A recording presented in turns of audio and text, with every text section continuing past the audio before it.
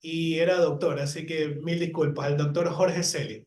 Presentamos en este momento al máster Antonio Gaibor Secaira, secretario ejecutivo del Consorcio Cámara, coordinador nacional del Foro de Recursos Hídricos, con su conferencia Acceso al Agua Habla y del... Desarrollo Agrario. Bienvenido, máster. Muchas gracias, muy amable. Permítame compartir pantalla. Perfecto. Les anticipo que no tengo tan buena conectividad, pero vamos a intentarlo hacerlo de la mejor forma Lo posible. estamos escuchando muy bien, máster. Bueno, muchísimas gracias. Bienvenido. Bueno, en mi conferencia vamos a tratar cuatro temas. En la conferencia vamos a tratar cuatro temas. ¿Cuál es la tendencia general que hoy hay en la humanidad con respecto al desarrollo de la agricultura? La concentración del agua en el Ecuador, la modernización y la crisis de la agricultura, y finalmente las contradicciones que se dan en el crecimiento económico. Es lo que vamos a tratar el día de hoy.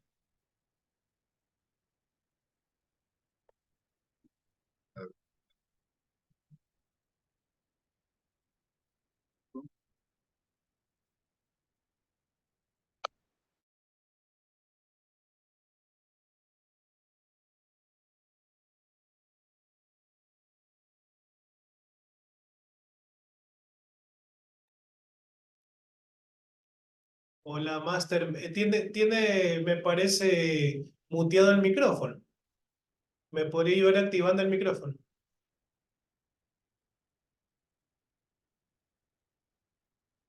Ingeniero.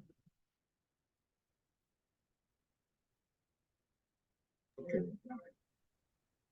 Ya lo voy a Hola. cerrar la otra. Ok. Ahí podemos observarlo. Pues ahí estamos bien. Correcto, sí. El primer tema son las tendencias generales que hay en la agricultura en el mundo, ¿no?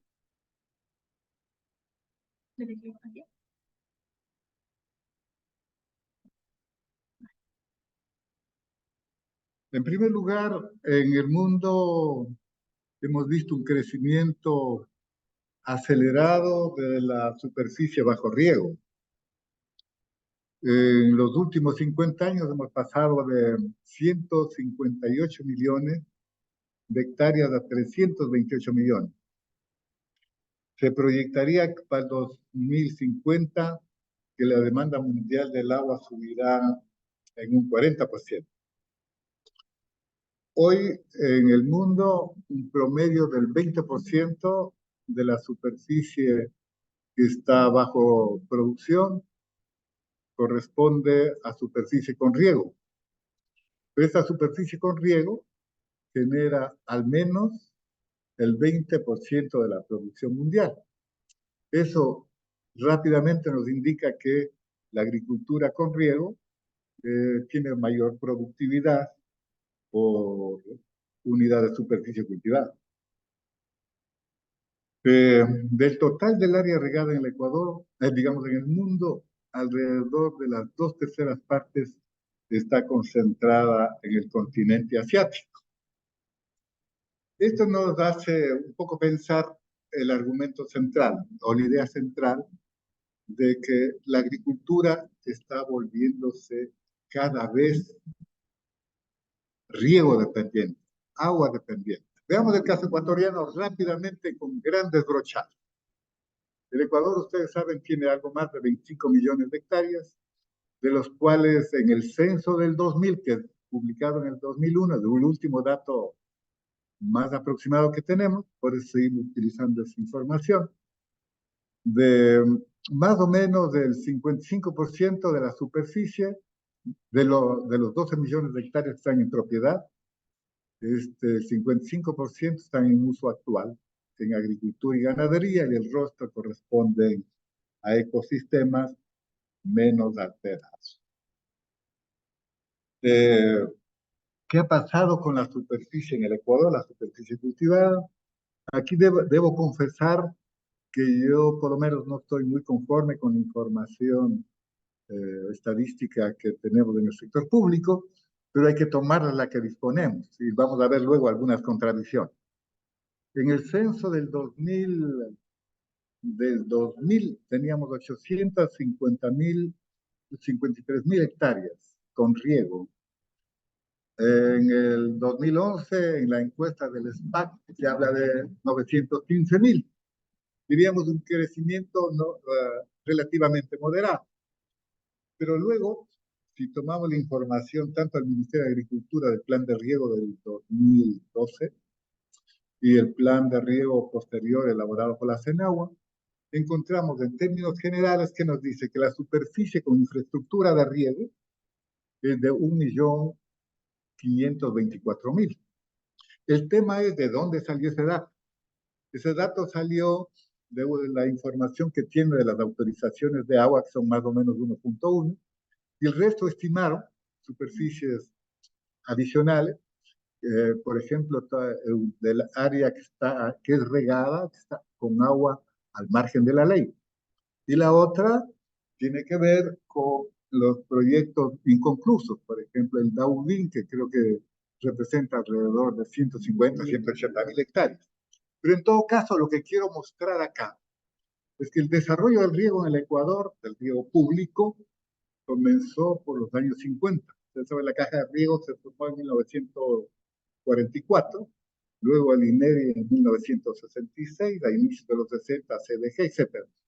Entonces, esta infraestructura pública, la gran parte de ella, de riego, exceptuando los últimos megaproyectos, se desarrolló curiosamente antes de la etapa petrolera. Los sistemas de riego de la sierra, también los de la costa, gran parte de ellos se desarrollaron antes del petróleo. Pero ¿cuál es la situación?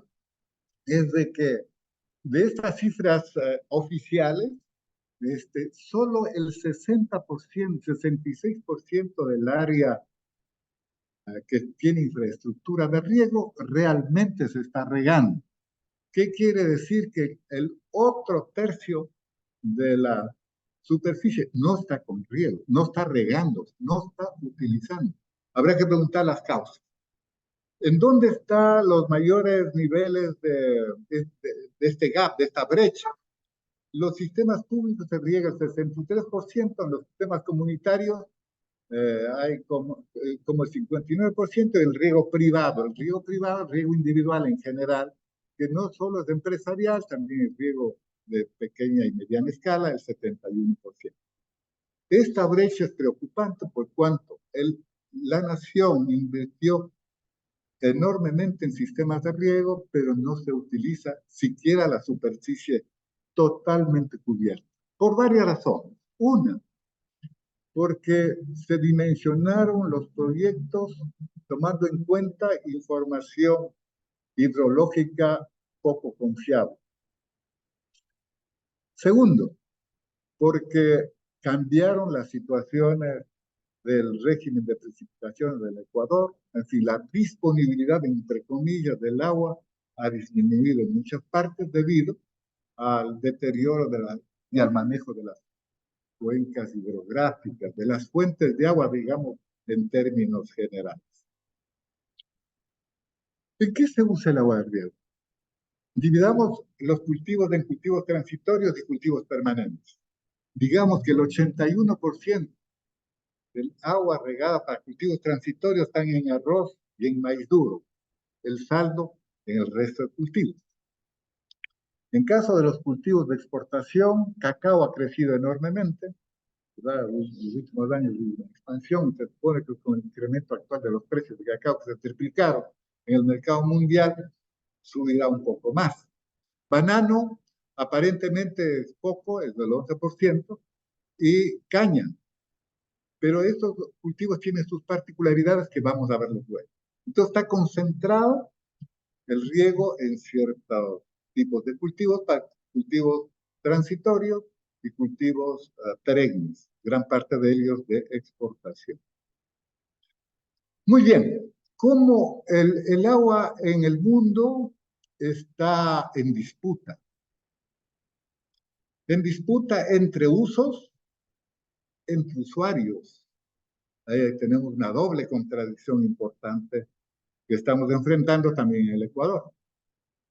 A ver, del total de las autorizaciones que da la Autoridad Única del Agua, un poco más del 70% de, de las concesiones van a hidroelectricidad. Creo que llega hasta el 75%, según los datos oficiales, de tomar riesgo y los otros usos, ¿no es verdad? Agua, consumo humano representa el 4% y los otros usos, de electricidad, perdón, industria, va con 8%. Esa es la distribución de las autorizaciones dadas por la Autoridad Única del Agua. Ahora, de las que van, del agua que va a uso consultivo, porque esto también tiene un sinnúmero de implicaciones cuando hablamos del reconocimiento para la gestión de las cuencas hidrográficas. La hidroelectricidad no uso consultivo, pero usa agua. En cambio, el riego, el agua de consumo humano, la cultura, la industria, es decir, a esta la llamamos uso consultivo. De total del agua destinada a uso consultivo, el 72% va a riego. Más o menos ha oscilado la información oficial entre 70 y 80%. Tomemos el dato de este año, del 2021, 72% en el Ecuador. En el mundo, el 70% del agua utilizada en consumo, en uso consultivo, va a riego. Ahí la clave para entender los conflictos también que se dan. Tercero, la modernización y la crisis de la agricultura. La agricultura es relativamente joven en el desarrollo de nuestra sociedad. Los geofísicos dicen que el globo terrestre tiene más o menos 5.000, 4.500 millones de años. La agricultura, la mayor parte de la historia de nuestra sociedad, de la especie humana, también es reciente. La mayor parte de la historia de la humanidad, nosotros hemos sido cazadores, pescadores, recolectores. La agricultura aparece hace poco, con el neolítico, ¿no es verdad? 10.000 años atrás aproximadamente. Ahora que escuchaba estas interesantes intervenciones hechas por los señores panelistas, recordaba un libro escrito por un colega de la Universidad de Chapingo de México, Universidad de Chapingo, está en el Estado de México. Él dice que la agricultura mexicana, lo que revela los encuentros realizados, tiene alrededor de 9.000 años. Otros dicen que en el sur estamos alrededor de 5.000 años. Relativamente joven. ¿Va? Y esa agricultura, en general, para hablar de lo que es hoy América Latina, tenía ciertas características importantes. Era una agricultura diversa, ¿verdad? Una agricultura, por ejemplo, en México, muy similar a la agricultura andina ecuatoriana. Pongamos, por ejemplo, la agricultura del maíz.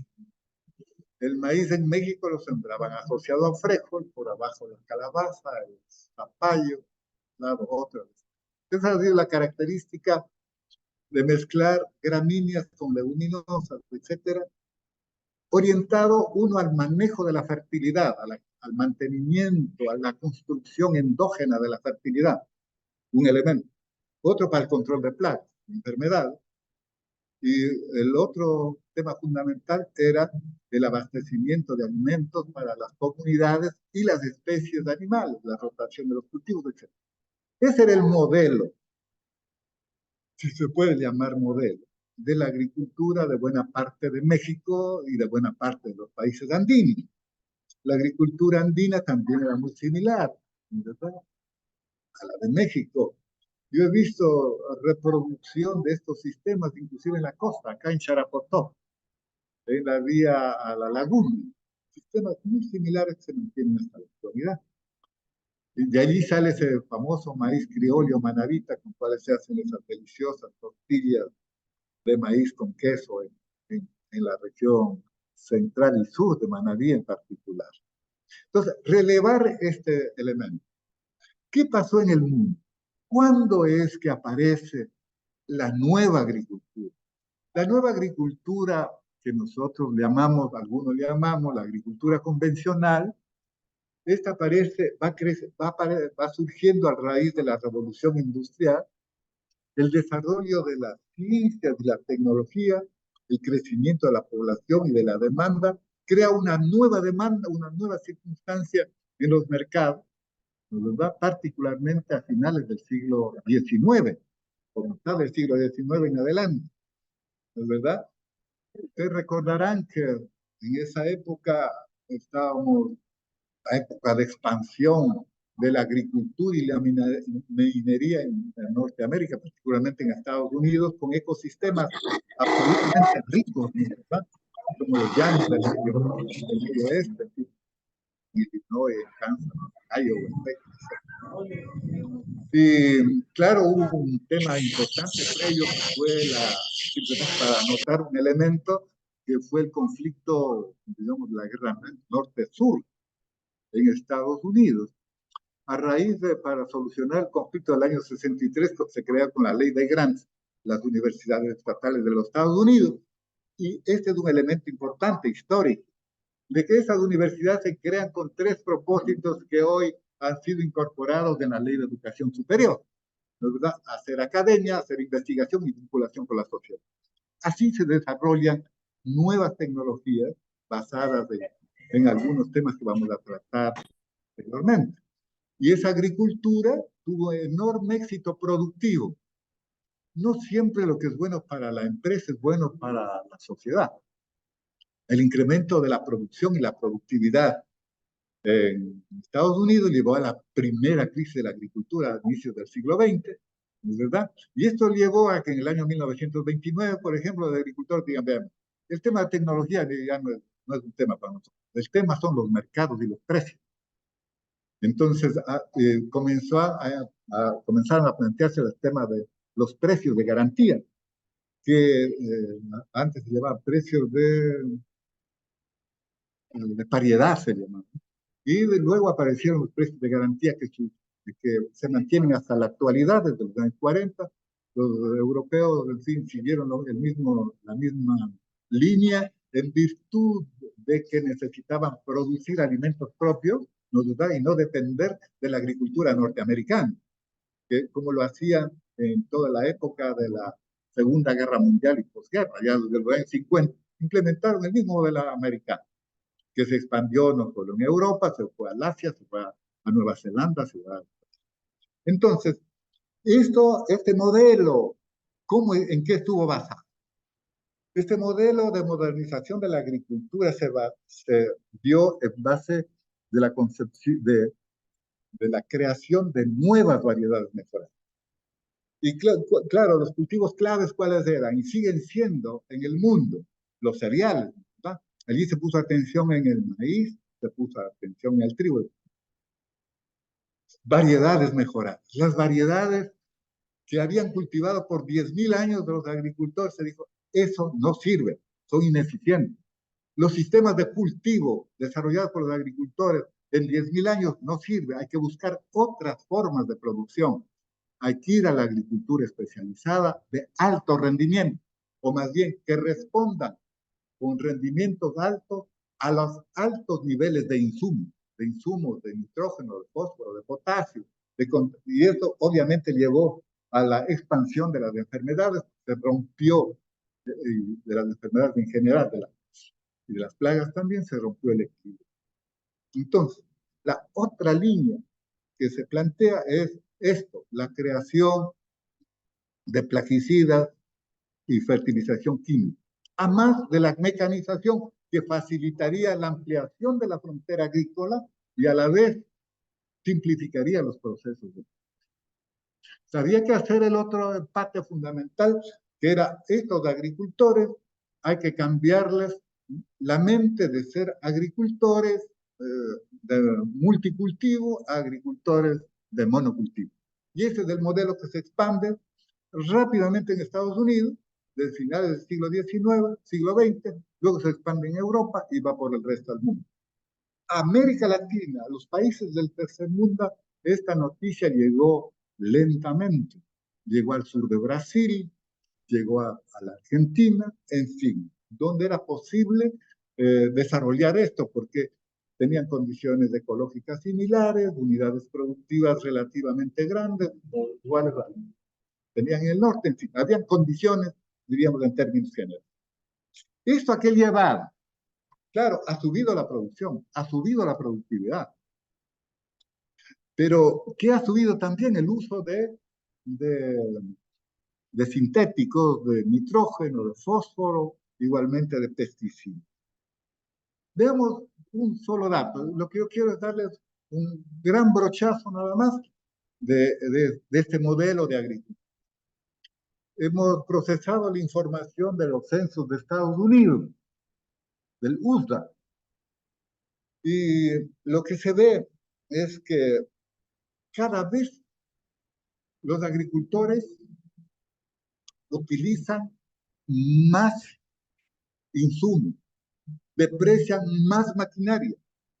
Y eso ha llevado, por ejemplo, comparando 25 años, entre 1987 al 2012, ¿sí? Los costos promedio de la agricultura norteamericana pasaron de 80% a 83%. Y la ganancia disminuyó del 20 al 17%. Yo les pregunto a usted, esa ganancia en gran parte está sostenida por los precios de garantía, es decir, por los subsidios que da el Estado. Esta característica también se da en la agricultura francesa, en la agricultura europea, ¿verdad? Donde los subsidios inclusive por agricultor y por unidad de superficie es mucho mayor que en Estados Unidos. No se diga lo de Japón, porque ustedes saben, Japón es un país con limitados recursos naturales y ellos la agricultura arrocera lo mantienen a cualquier costo, porque es un producto estratégico en la alimentación japonesa, ¿verdad? Por ejemplo, en Japón, una libra de arroz pagada al agricultor es 5.2 veces mayor el precio que en el mercado internacional. Es una característica. Es una agricultura moderna. La agricultura moderna tiene un alto costo en insumos. Entonces, la pregunta que se hacen muchos agricultores de Estados Unidos y del mundo es, ¿para quién trabajamos? ¿Verdad? Si de cada $100, 83 se van fuera de la finca, se van en combustibles, en depreciación de la maquinaria, en insumos, etc. Esto era los subsidios de la agricultura. ¿Cómo han ido subiendo? La línea roja son los subsidios que se dieron desde 1985, me parece. Aquí está tabulado hasta el 2015. Llegamos a esa línea roja, pero cuando entra China a la OMC, miren ustedes lo que está pasando con los subsidios en China. Están aplicando el mismo modelo que hace Norteamérica. Va subiendo los subsidios. ¿Y saben a dónde se van los subsidios? No se va a la investigación científica. La mayor parte son subsidios que van al mercado. Subsidios a los precios pagados a los agricultores. Yo digo, se trata de una agricultura que se mantiene con suero. No es una agricultura donde opera el libre mercado. Esa idea teníamos antes, de que en estos países operaba el libre mercado para la agricultura. No es cierto. Esos mercados son administrados, tanto el mercado interno como el mercado externo. Y ahora, otro tema importante para diferenciar los impactos de este modelo de desarrollo. Esta es una una síntesis que no lo he hecho yo, es tomada del profesor Falco. Aquí que encontramos, en el eje de las Y encontramos el producto, los kilogramos que obtenemos por hectárea, por ejemplo, y en el eje de las X la cantidad de insumos. Pongamos fertilizante, cualquier fertilizante, un fertilizante compuesto o un fertilizante simple, lo que sea. ¿Qué encontramos? Dos líneas. ¿Cuál es la productividad que tienen en la línea roja las variedades mejoradas? Las variedades mejoradas pasaron a ser los híbridos y ahora son los transgénicos. Y la otra son las variedades tradicionales, llamadas variedades tradicionales, las que los agricultores las han ido seleccionando durante la historia. Nosotros, los seres humanos, somos portadores de esa historia de conocimiento, ¿verdad? Los agricultores, en fin. Pero ¿qué ha pasado? Que a altos niveles, digamos desde el 4, en el eje de la X, hacia arriba, altos niveles de fertilidad, pongamos el fertilizante ahí, en el eje de la X, las variedades mejoradas son sustancialmente superiores en rendimiento a las variedades tradicionales. Pero las variedades tradicionales son más eficientes que las variedades mejoradas a bajos niveles de fertilidad. Esa es la contradicción, es la teoría que está expresada en este gráfico.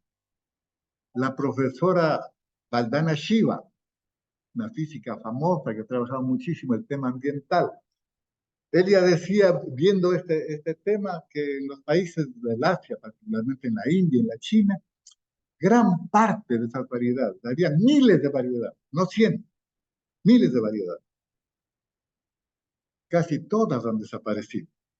Y ahora están utilizando los agricultores variedades mejoradas que exigen altos niveles de fertilidad o de insumos. Pero la gran mayoría de los campesinos tampoco pueden comprar esos insumos. La tecnología no es neutra, ¿verdad? La tecnología está en el mercado. El acceso a la tecnología es un tema de clase, es un tema de capacidad económica que tengan los diferentes agricultores. Para empresarios como los bananeros, como los floricultores, si les dicen, esta es la tecnología que utilizar, lo utilizan, ¿verdad? Porque tienen capacidad de compra, están en cultivos mucho más rentables. La empresa agrícola en el Ecuador, ¿verdad? En caña, por ejemplo, productores de caña son fundamentalmente, pues, una producción de empresas, una producción del capital, ¿verdad? O la producción de flores. Imaginemos, una hectárea de rosas cuesta 250.000 a 300.000 dólares de inversión en el primer año, ¿verdad? Entonces, esta es la contradicción fundamental, simplemente para mostrar algunos casos. Quiero finalizar, compañeras, compañeros, con este tema, la contradicción del crecimiento agrícola. ¿Cuáles son las contradicciones? Pongamos algo.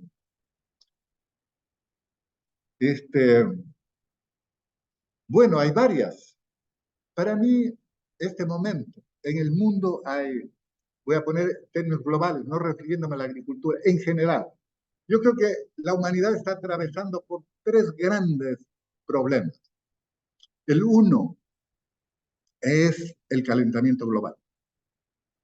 A ver, o sea, estos días nos hemos asombrado. El año 2023 ha sido el año con mayor temperatura en el mundo, mayor temperatura registrada documentadamente. No lo digo yo, lo dice el Instituto Mundial de Meteorología. Y se dice que tal vez el 2024 sea un poco mayor. A mí obviamente me ha sorprendido la temperatura de Guayaquil, de Puerto Viejo, de Santa Elena en los últimos días. Y no solo en la costa, en la sierra también. Cuando imaginamos que en las playas de Río de Janeiro este fin de semana la temperatura llegó a 62 grados centígrados. 62 grados centígrados.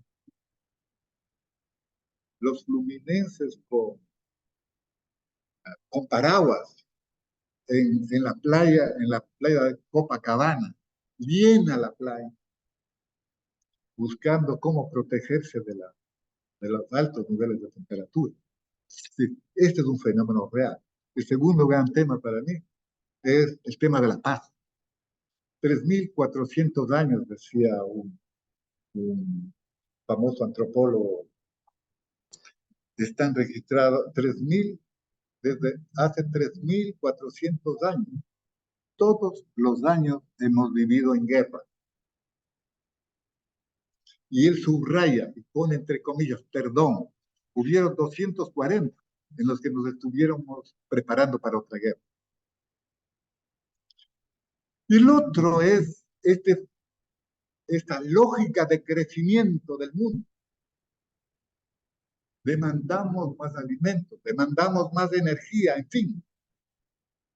Hay un crecimiento económico gigantesco, pero la desigualdad crece. Este es el otro gran problema. El otro tema es que cuando he escuchado con mucha atención la conferencia sobre el caso eléctrico, las centrales nuestras, el agotamiento de los combustibles fósiles. Ahí ayer leía una noticia de Holanda de que, y en Suecia ya hay la preocupación enorme por la crisis hidroeléctrica en el próximo futuro. ¿Verdad? Es decir, en la medida en que se van agotando, se van deteriorando las cuencas hidrográficas.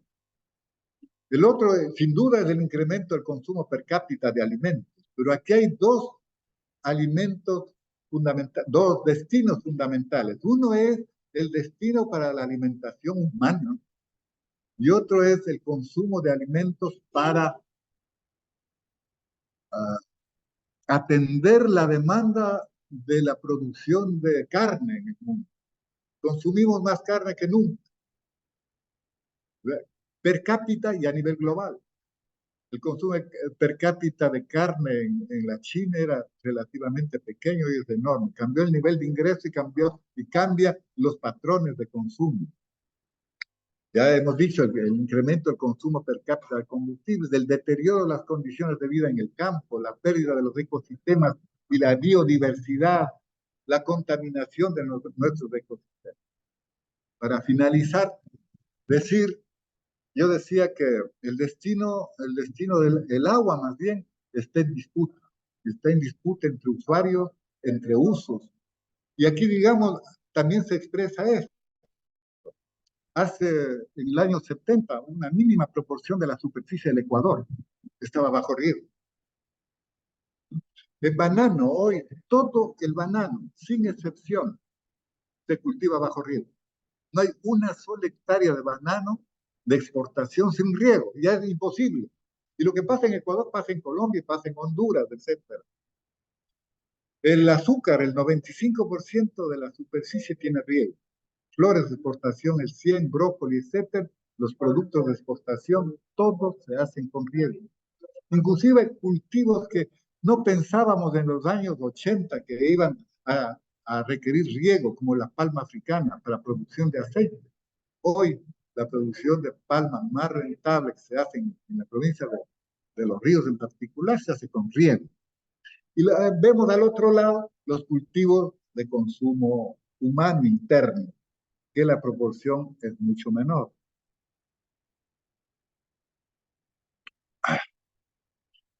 Voy a plantear también un tema que es el siguiente. Si nosotros miramos del total de concesiones realizadas por la CENAGUA, son para 270.000 fincas. De estas hemos tabulado información para Guayas, Los Ríos, Imbabura, Pichincha y El Oro. 102 empresas. Estas tienen un promedio de 800, una superficie regada de 860 hectáreas, con cada una de estas empresas con un promedio de 410 litros por segundo. Este es un dato que apareció una sola vez. Después, en esa época el CNRH, que se transformó en la CENAGUA y hoy Ministerio del Ambiente, permitió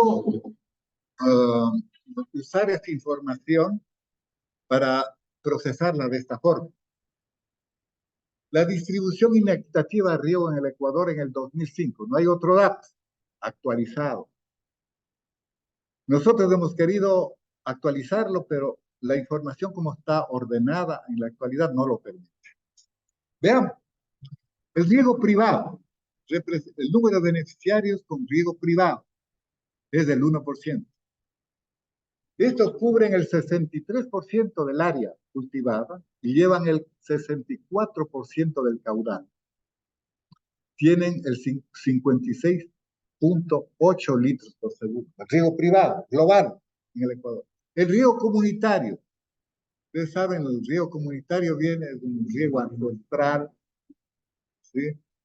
Y que ha crecido mucho en el siglo XX y en la actualidad.